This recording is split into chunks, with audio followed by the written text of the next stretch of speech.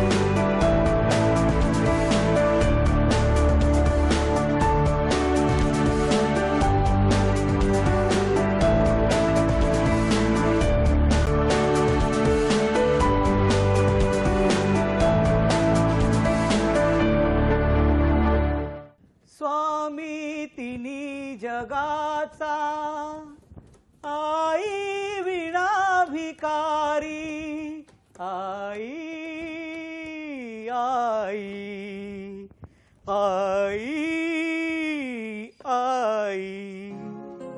एक आईच असते जी मरण यातना सहन करून आपल्या अपत्याला जन्म देते, प्रसंगी त्याच्यावर रागवते, प्रसंगी त्याचं कौतुक करते, लालन पोषण करते, पण आपल्या बाळासाठी वाटेल ते करायची तिची तयारी असते, कारण ती एक आई असते. आई. काय झालंय काय आज आईची एवढी आठवण येते ती? आज मदर्स डे आहे. माझ्या आईने माझ्यासाठी काय काय नाही केलं. तुझ्यामुळे माझी आई माझ्यापासून आज लांब गेलीये. सारखी सारखी भांडणं उकरून काढायचीस तू. माझ्या गाईसारख्या आईशी किती भांडायचीस तू. मी नव्हते काय भांडणं करत, तुझीच आई भांडणं उकरून काढायची आणि म्हणायची काय, बायकोचा बैल झालाय तो. बैल म्हणू दे नाही तर रेडा म्हणू दे, माझी आई आहे ती. मित्रांनो, आज मदर्स डे आहे. तुम्हीही आपापल्या आईला आज शुभेच्छा द्या. तिला मनापासून सांगा की तुझ्यामुळे आम्ही या जगात आलो, तुझ्यामुळे आम्हाला हे जग पाहता आलं. आई म्हणजे मंदिराचा उंच कळस, आई म्हणजे अंगणातली पवित्र तुळस, आई म्हणजे भजनात वाजवावी अशी लयबद्ध टाळी, आणि आई म्हणजे वेदनेनंतरची पहिली आरोळी. आई. लेकी बाय तुझी मी लेकी बाय झाले, तुझ्या पोटी मी जन्माले. लेकी बाय तुझी मी लेकी बाय झाले, तुझ्या पोटी मी जन्माले.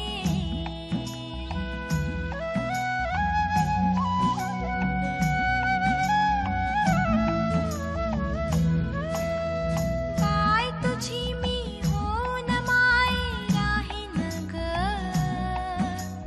माय तुझी मी होऊन माय दावीन ग. बाय तुझी मी होऊन माय राहीन ग, माय तुझी मी होऊन माय दावीन ग. तुझेच अश्रू पुसण्यासाठी मी आले, तुझेच अश्रू पुसण्यासाठी मी आले. तुझ्या पोटी मी जन्माले. लेकी बाय तुझी मी लेकी बाय झाले, तुझ्या पोटी मी जन्माले.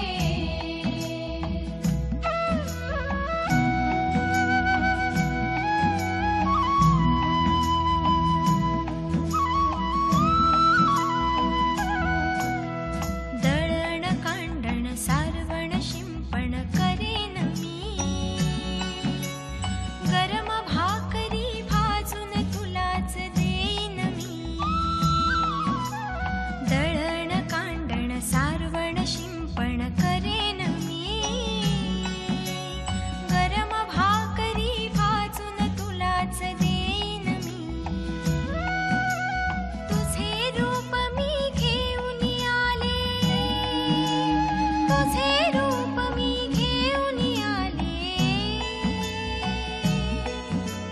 तुझ्या पोटी मी जन्माले. लेकी बाय तुझी मी लेकी बाय झाले, तुझ्या पोटी मी जन्माले.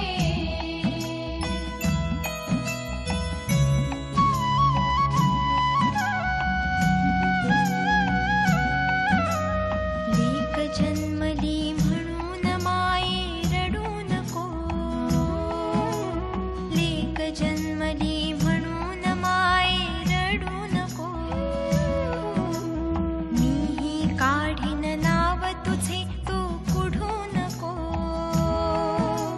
मीही काढीन नाव तुझे तू कुढू नको. जन्मोजन्मी लेकची दे रे,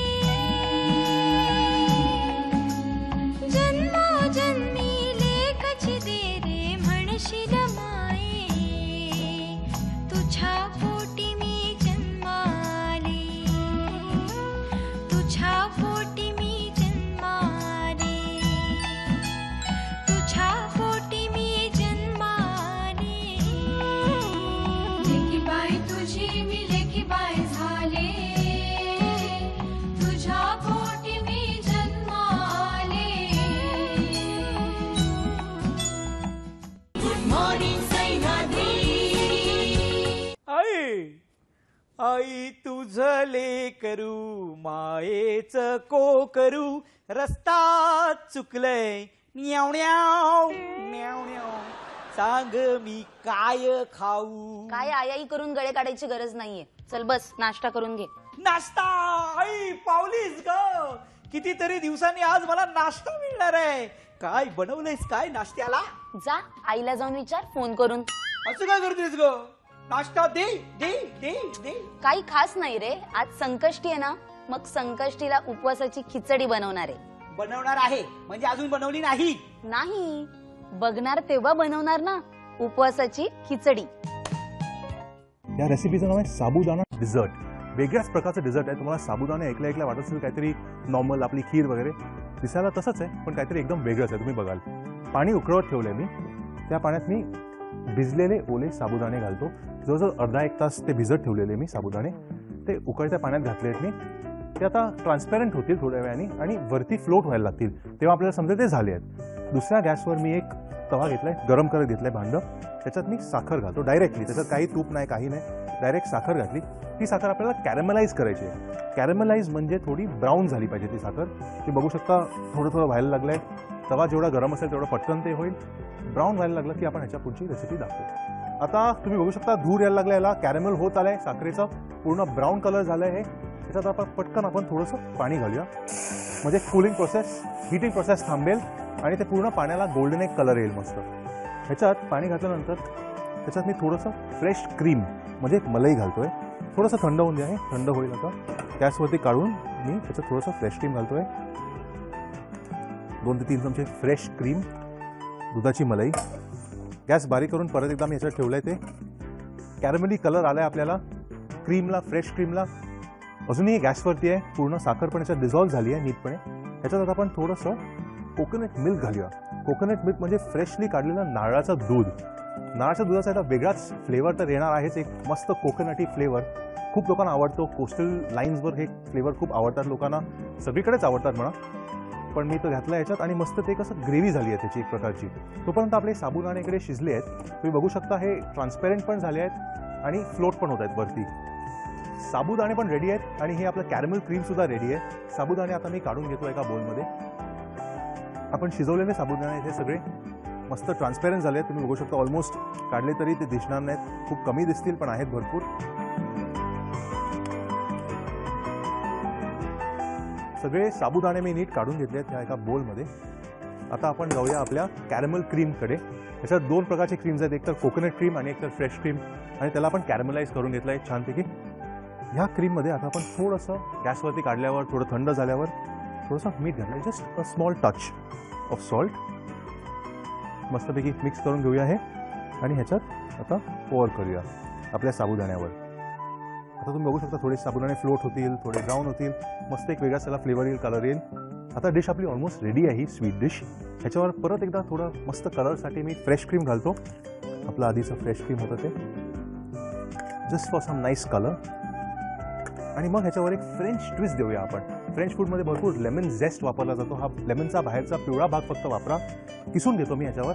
सफेद जास्ती नाही आलं पाहिजे ह्याच्यात. मी लिंबू फिरवून घेतो ह्याच्यासाठी म्हणजे आपल्याला फक्त फ्रेश येल्लो भाग मिळेल त्याचा.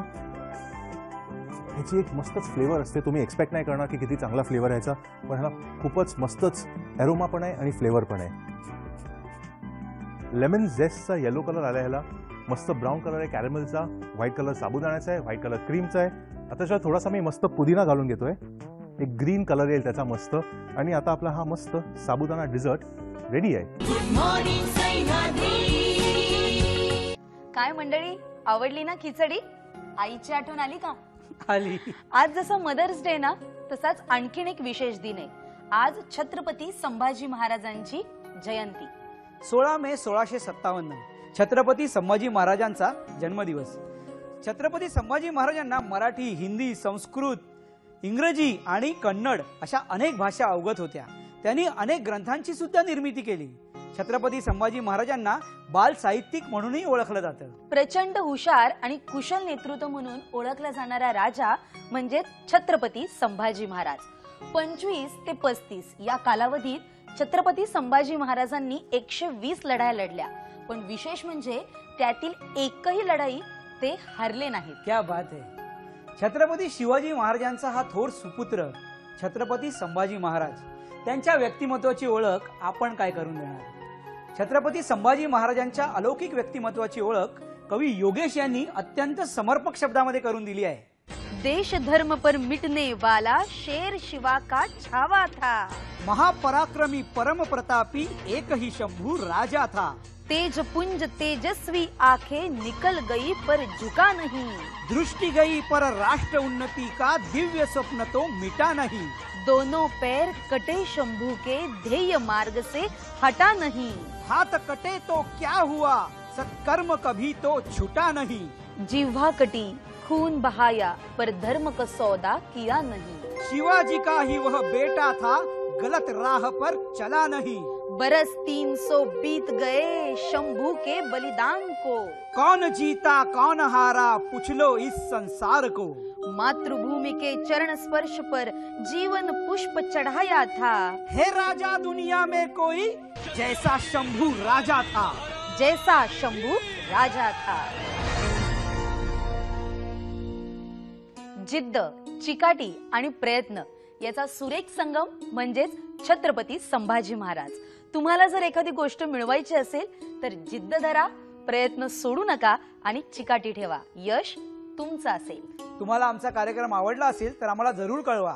आमचा ईमेल आयडी आहे goodmorningsahyadri@gmail.com.